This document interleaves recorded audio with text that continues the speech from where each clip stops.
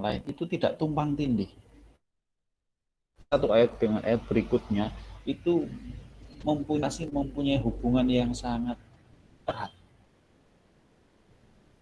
Jadi substansi isi daripada ayat tersebut itu tidak bertentangan satu dengan yang lainnya. Kalaupun dohirnya kita melihatnya ayat, ya, sekilas tampak satu dengan ayat yang lain itu bertentangan, maka itu butuh penjelasan. Ya, misalnya begini, dalam satu dijelaskan manusia itu diciptakan dari tanah, misalnya begitu ya. Tetapi pada ayat dijelaskan manusia itu diciptakan dari tanah yang lembek yang seperti lumpur. Ada yang mengatakan min min hamaim masnun dan lain sebagainya. Ini kan tampak dohirnya ayat itu kontradiksi antara satu penjelasan di ayat tertentu dengan penjelasan di ayat yang lain, itu tampak ada kontradiksi. Padahal sebenarnya tidak. Nah, disitulah tugas seorang mufassir, tugas seorang penafsir Al-Quran untuk menjelaskan, ya. Karena kita meyakini, ya, bahkan mengimani ada kontradiksi di dalam ulang ayat-ayat Al-Quran. Semuanya saling semuanya itu saling menjelaskan ayat dengan ayat. Itulah diantara fungsi munasabah atau hubungan satu ayat dengan ayat yang lain, dengan ayat berikutnya, satu surat dengan surat yang lain. Bahkan begini, urutan surat di dalam Al-Quran, ya, urutan surat dalam Al-Quran itu juga ada kronologi munasabahnya. Kenapa yang pertama itu Al-Fatihah, Al-Baqarah, Al-Imran, Nisa, seterusnya. Itu ada ilmu munasabahnya. Ya. Dan biasanya kalau sudah berbicara tentang munasabah, maka kita teringat dengan satu ulama Al-Quran yang sangat, yaitu Ibrahim Al-Biqai. Beliau adalah pakar ilmu munasabah. Tentu saja munasabah itu ilmu yang ada setelah Rasulullah.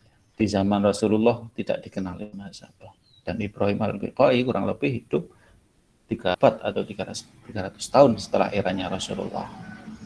Oke, saya tidak memberikan prolog yang lama-lama, ya. Saya kadang ngomong kadang-kadang lupa waktunya, sudah terlalu panjang. Sekarang saya beri kesempatan kepada Fatimah Zahroh, kepada Evelyn, kepada siapa satunya tadi, Sahlan, ya. Mereka bertiga akan presentasi tentang munasabah.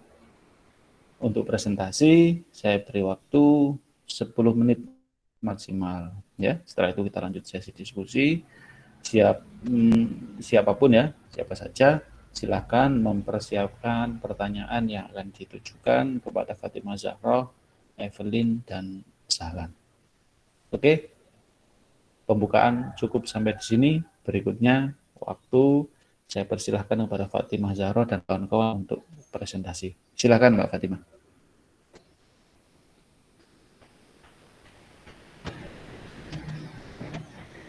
Assalamualaikum warahmatullahi wabarakatuh. Yang terhormat dalam Kebetulan saya ikuti SPD IMA.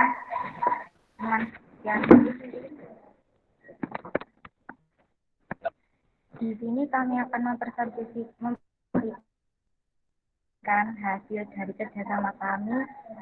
Temanya tentang munasabah Al-Quran yang akan dijelaskan oleh Fatimah Zahroh. Ya, saya akan tentang munasabah Al-Quran. Secara logi, munasabah Al-Quran semakna dengan musyabbah, yang berarti serupa dan berdekatan. Secara istilah, munasabah berarti hubungan atau keterkaitan dan keserasian. Dengan demikian, dapat dikatakan bahwa munasabah adalah suatu ilmu yang membahas keterkaitan atau keserasian ayat-ayat Al-Quran satu dengan yang lain. Macam-macam munasabah. Yang pertama, munasabah antar surat dengan surat sebelumnya. Nanti menyimpulkan bahwa munasabah antar suatu surat dengan surat sebelumnya berfungsi menerangkan atau menyempurnakan ungkapan pada surat sebelumnya. Yang kedua, munasabah antar nama surat dan tujuan turunnya. Surat mempunyai tema pembicara yang menonjol. Hal itu tercermin pada namanya masing-masing. Misalnya surat Al-Baqarah yang artinya sapi betina. Bercerita tentang Nabi Musa dan kaumnya, tentang sapi yang harus disembelih oleh Bani Israel. Dari surat Al-Baqarah ayat 67 sampai 71. Cerita tentang sapi betina tersebut dapat diambil tujuan turunnya surat, yaitu kekuasaan Tuhan membangkitkan orang mati. Yang ketiga, munasabah antar bagian surat. Munasabah antar bagian surat suatu ayat sering pola munasabah atau perlawanan. Selanjutnya, urgensi munasabah akan dijelaskan Mbak Evelyn. Silakan.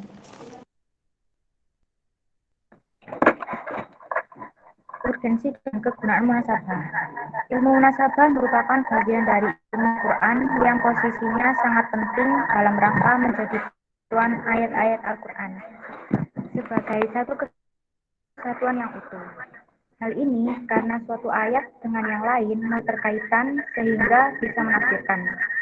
Dengan demikian, Al-Quran adalah kesatuan yang utuh. Jika dipahami sepotong-sepotong, akan terjadi model penafsiran.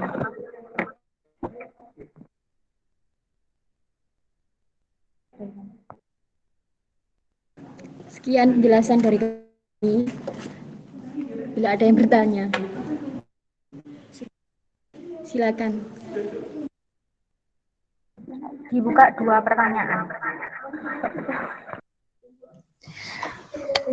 Saya Ada ya? bertanya kepada Mbak Evelyn. Ini cepat sekali nih.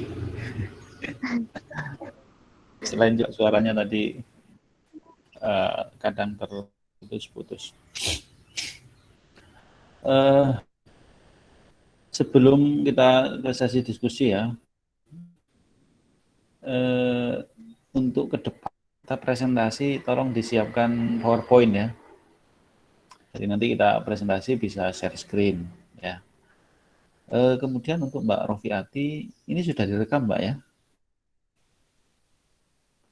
Rofiati Awalia, ini sudah direkam ya? Hampun. Alhamdulillah. Ya, terima kasih. Nanti setelah ini langsung di-upload, kemudian saya dikirim linknya seperti biasa. Itu penjelasan munasabah. Ini langsung saya ambil alih, saya berfungsi sebagai moderator sekarang. Jadi munasabah itu hubungan antar ayat satu dengan ayat yang lain atau ayat berikutnya. Hubungan antara surat satu dengan surat berikutnya. Sekarang saya buka sesi pertanyaan. Silahkan kalau ada yang raise hand. Silahkan untuk bertanya. Ini Sahlan kenapa keluar ini? Sahlan ini pemateri kok keluar ini. Saya Pak mau bertanya. Siapa? Wulan. Nggih, Silakan Pak. Mbak. Silakan. Yang lain bisa ditulis di kolom komentar ya pertanyaan. Sebutkan contoh munasabah antar penutup surat atau sebutkan contoh munasabah antar penutup suatu surat dengan awal surat. Sudah, Pak. Ya, terima kasih Mbak Wulan. Ini lengkapnya Wulan siapa nih? Maulidia Nurwulandari, Pak. Oh, Maulidia Nurwulandari. Oke. Pertanyaan tolong ditunjukkan ya, makalah contoh munasabah akhir dari surat, dari salah satu surat berkorelasi berhubungan atau punya munasabah dengan ayat berikutnya. Itu tolong dijelaskan. Tolong diberi contoh. Itu pertanyaan pertama. Langsung untuk pertanyaan kedua, adakah di kolom komentar? belum ada